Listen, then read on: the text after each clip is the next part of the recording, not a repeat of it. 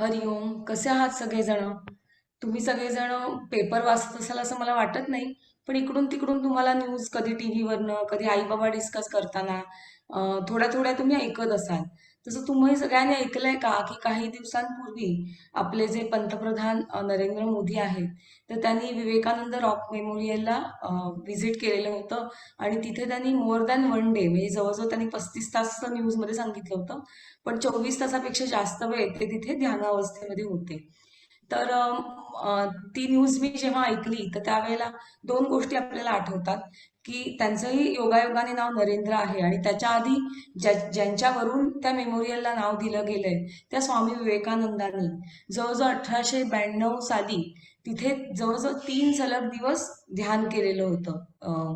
कुठे आहे हे विवेकानंद मेमोरियल? तर कन्याकुमारीला, की जिथे 3 समुद्रांचा संगम होतो आणि ते 3 समुद्र आपल्या भारत माते म्हणजे भारत मातेचे पाय धुता आहेत असं एक कन्सेप्ट आहे. तर अशा त्या तिथल्या शिळेवर, की जिथे माता पार्वतीने देखील तपस्या केली होती असं मानलं जातं. तर तिथे विवेकानंदांनी जवळजवळ 3 दिवस ध्यान केलं होतं. नंतर नरेंद्र मोदींनीही तिथे 24 तासापेक्षा जास्त ध्यान केलं. आणि म्हणजे एक अभिमानाची गोष्ट म्हणजे स्वामीजींच्या प्रेझेन्समध्ये आम्ही देखील, म्हणजे तुमचे आई बाबा आणि आम्ही सगळेजण यांनी देखील शेकडो मुलांनी एकत्र 2008-9 सालाच्या दरम्यान तिथे आपलं शिबिर झालं होतं. तर अच्छा. 8 वाजता ते मेमोरियल सगळ्यांसाठी उघडलं जातं, पर्यटकांसाठी.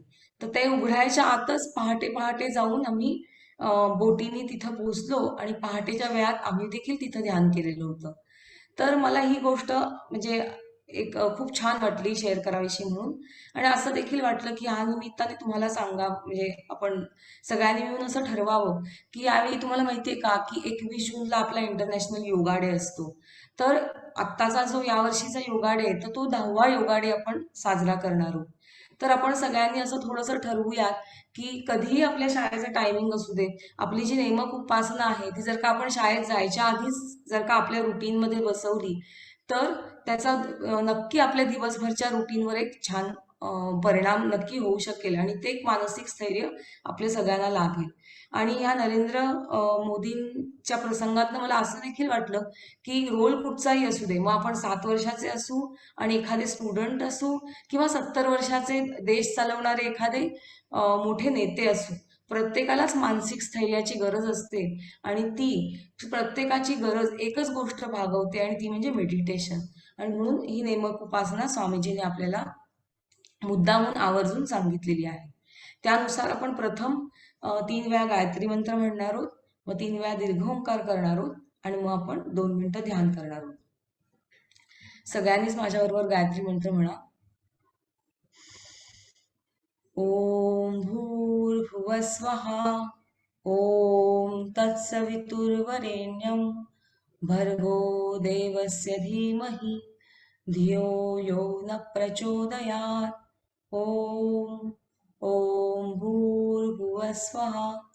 ओम तत्सवितुर्वरेण्यं भर्गो देवस्य धीमहि धियो यो न प्रचोदयात्. ओम ओम भूर्भुवस्वः. ओम तत्सवितुर्वरेण्यं भर्गो देवस्य धीमहि धियो यो न प्रचोदयात्. ओम. दीर्घ श्वास घेऊया.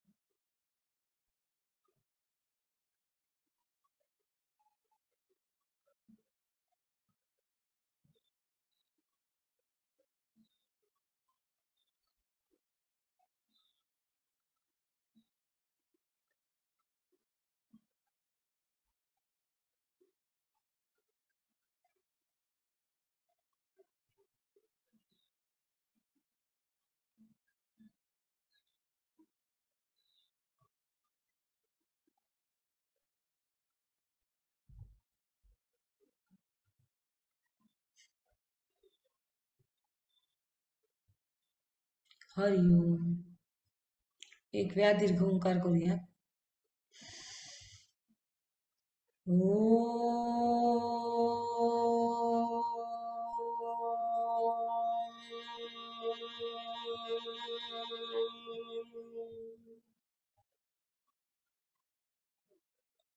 यानंतर आपण एक नामस्मरण करणार आहोत. नीरज, मी सांगते माझ्या मागून म्हण की श्रीराम जय राम जय जय राम. श्रीराम जय राम जय जय राम. श्रीराम जय राम जय जय राम. श्रीराम जय राम जय जय राम. श्रीराम जय राम जय जय राम. श्रीराम जय राम जय जय राम. श्रीराम जय राम जय जय राम. श्रीराम जय राम जय जय राम. श्रीराम जय राम जय जय राम. श्रीराम जय राम जय जय राम. श्रीराम जय राम जय जय राम. श्रीराम जय राम जय जय राम. श्रीराम जय राम जय जय राम. श्रीराम जय राम जय राम. श्रीराम जय राम जय जय राम. श्रीराम जय राम जय जय राम. श्रीराम जय राम जय जय राम. श्रीराम जय राम जय जय राम. श्रीराम जय राम जय जय राम. श्रीराम जय राम जय जय राम. श्रीराम जय राम जय जय राम. श्रीराम जय राम जय जय राम. श्रीराम जय राम जय जय राम. श्रीराम जय राम. श्रीराम जय राम जय जय राम. श्रीराम जय राम जय जय राम. श्रीराम जय राम जय जय राम. श्रीराम जय राम जय जय राम. हरिओम.